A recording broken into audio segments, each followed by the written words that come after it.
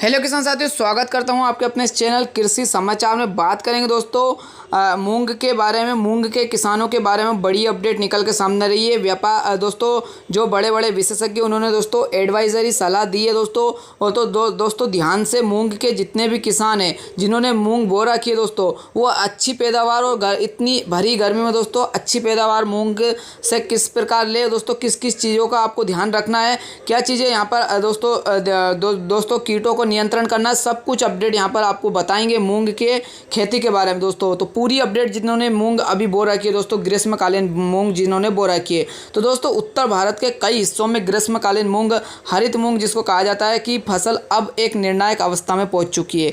विशेषकर उन क्षेत्रों में जहां इसकी बुआई अप्रैल के मध्य में की गई थी। इस समय सिंचाई, कीट नियंत्रण और खेत प्रबंधन से जुड़ी किसानों की सभी गतिविधियां अंतिम उपज पर बड़ा प्रभाव डाल सकती है।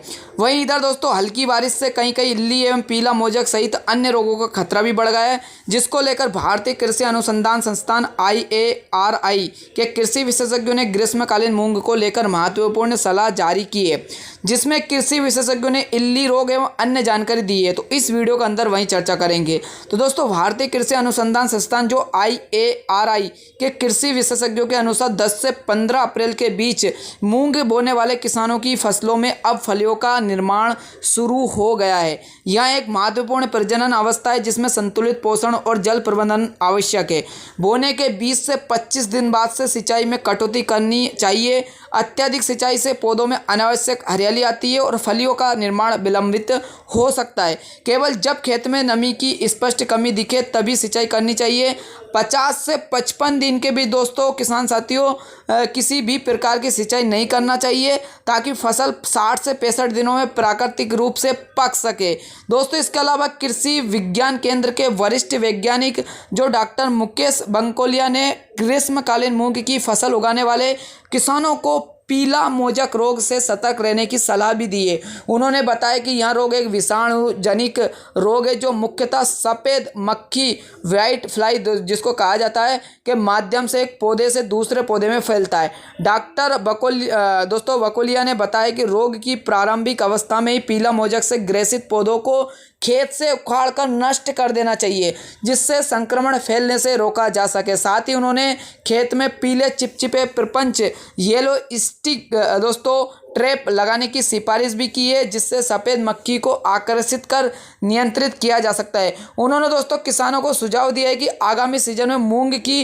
रोग प्रतिरोधी किस्मों का चयन करें, ताकि फसल को पीले मोजेक जैसे वायरस रोगों से बचाया जा सके। दोस्तों रोग के वाहक कीट सफ़ेद मक्खी के प्रभावी नियंत्रण के लिए डॉक्टर बकोलिया ने दोस्तों 2 कीटनाशक की सिफारिश की। उन्होंने सलाह दी, जिसमें थायोमेथोक्जम दोस्तों 25 WG की 40 ग्राम मात्रा प्रति एकड़, या इम्डोक्लोप्रिड नाम से एक दवा आती है, वो 17.8 SL की 50 मिली मात्रा प्रति एकड़।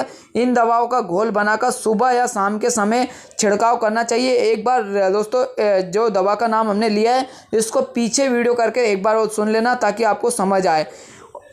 और स्क्रीन पर फोटो दिख रहा होगा दोस्तों, तो आप इन दवाओं का ज़रूर छिड़काव करें, शाम के समय चाहिए। और दोस्तों छिड़काव है तो प्रति एकड़ की बात करें तो 100 से 125 लीटर पानी का उपयोग पावर पंप से करने की सलाह दी गई है।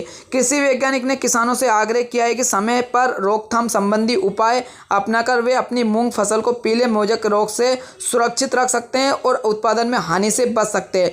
दोस्तों उत्तर भारत के कई हिस्सों में ग्रीष्मकालीन मूंग, हरित मूंग की फसल अब एक निर्णायक अवस्था में पहुंच चुकी है, विशेषकर उन क्षेत्रों में जहां इसकी बुआई अप्रैल के मध्य में की गई है। इस समय सिंचाई, कीट नियंत्रण और खेत प्रबंधन से जुड़ी किसानों की सभी गतिविधियां अंतिम उपज पर बड़ा प्रभाव डाल सकती है। भारतीय कृषि अनुसंधान IARI के विशेषज्ञ के अनुसार 10 से 15 अप्रैल के बीच मूंग बोने वाले किसानों की फसल में अब फलियों का निर्माण शुरू हो गया है। यह एक महत्वपूर्ण प्रजनन अवस्था है जिसमें दोस्तों संतुलित पोषण और जल प्रबंधन आवश्यक है। मूंग की फसल जैसी फलियों की अवस्था में प्रवेश करती है। यहाँ सफ़ेद मक्खी, थ्रिप्स और फली छेदक कीटों के हमले के प्रति संवेदनशील भी हो जाती है। सप्ताह में एक बार नियमित निगरानी आवश्यक है दोस्तों। इन कीटों के कारण फूल और फलियां झड़ सकती है, जिससे उपज में भारी नुकसान हो सकता है। प्रणालीगत दोस्तों अगर बात करें कीटनाशकों का सीमित उपयोग करना चाहिए और स्थानीय कृषि अधिकारी की सलाह का पालन करना चाहिए। बुआई के 25 से 30 दिन बाद एक बार हाथ से निराई या अनुशंसित खरपतवार नाशक का छिड़काव आवश्यक है। दोस्तों, खरपतवार पोषक तत्वों के साथ साथ कीट और रोगों का भी वाहक बनते हैं। दोस्तों, यदि मूंग की बुआई गेहूं के बाद की गई है तो नाइट्रोजन की आवश्यकता कम हो सकती है, लेकिन फास्फोरस और जिंक की पूर्ति मिट्टी की जांच के आधार पर करनी चाहिए। दोस्तों, जिंक की कमी सामान्य है, जिसे जिंक सल्फेट J10SO4 के प्रयोग से सुधारा जा सकता है। दोस्तों, यदि सिंचाई और कीट प्रबंधन में इस समय लापरवाही बरती गई तो 30 से 40% तक उपज घट भी सकती है। दोस्तों, तो इसको हल्के में ना लें। दोस्तों, इस बात का ध्यान रखें।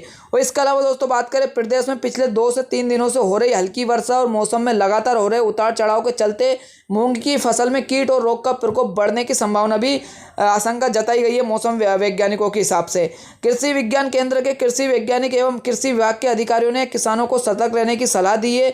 विशेष रूप से मूंग की फसल में इल्ली के प्रकोप की आशंका व्यक्त की गई है। वैज्ञानिकों ने दोस्तों किसानों से अपील की है कि वे प्रतिदिन अपनी फसल का निरीक्षण करें। यदि इल्ली का प्रकोप दिखाई दे तो निम्नलिखित कीटनाशकों में से किसी एक का छिड़काव जरूर करें। इमोमेक्टिन बेंजोएट 5% SG, इनमें से एक का ही करना दोस्तों, 200 ग्राम प्रति हेक्टर। और फिरपोनेफॉस दोस्तों 50% EC 1.25 लीटर प्रति हेक्टर। इंडोक्स कार्बा दोस्तों 14.5% नाम से ये आती है, SC 500 मिलीलीटर प्रति हेक्टर। इसके साथ ही ग्रीष्मकालीन मूंग फसल में पीले मोजक रोग भी फैलने की आशंका है। इसके नियंत्रण हेतु कृषि वैज्ञानिकों ने निम्नलिखित कीटनाशकों के प्रयोग की भी सलाह दी है। थाइमोथोक्साइन दोस्तों 25 WG 4 से 40 ग्राम प्रति एकड़। इमोडाइक्लोप्रिड 17.8 SL नाम से आती है, 50 मिलीलीटर प्रति एकड़। इन कीटनाशकों को 100 से 125 लीटर पानी के घोलकर सुबह या शाम के समय छिड़काव अधिक करना चाहिए, अधिक प्रभावी रहेगा। दोस्तों, कृषि विभाग ने किसानों से आग्रह किया कि वे मौसम की स्थिति को ध्यान में रखते हुए समय पर आवश्यक कार्रवाई करें ताकि फसल को नुकसान से बचाया जा सके। तो मूंग के किसानों के लिए ये चीज़ें बहुत लाभदायक रहेगी। और इस वीडियो को बार बार देखें दोस्तों, बहुत कुछ हमने अपडेट दी है। लेकिन दवाओं के छिड़काव से पहले अपने दोस्तों जो भी आप यहाँ से दवा ला रहे हैं उनसे सलाह जरूर लें दोस्तों, तो वो भी आपको स्पष्ट बता देंगे कितना क्या छिड़काव करना। लेकिन मूंग के किसानों के लिए ये चीज़ें बहुत लाभदायक देगी अगर आप ध्यानपूर्वक ये चीज़ें करेंगे। धन्यवाद दोस्तों, जय हिंद, जय भारत।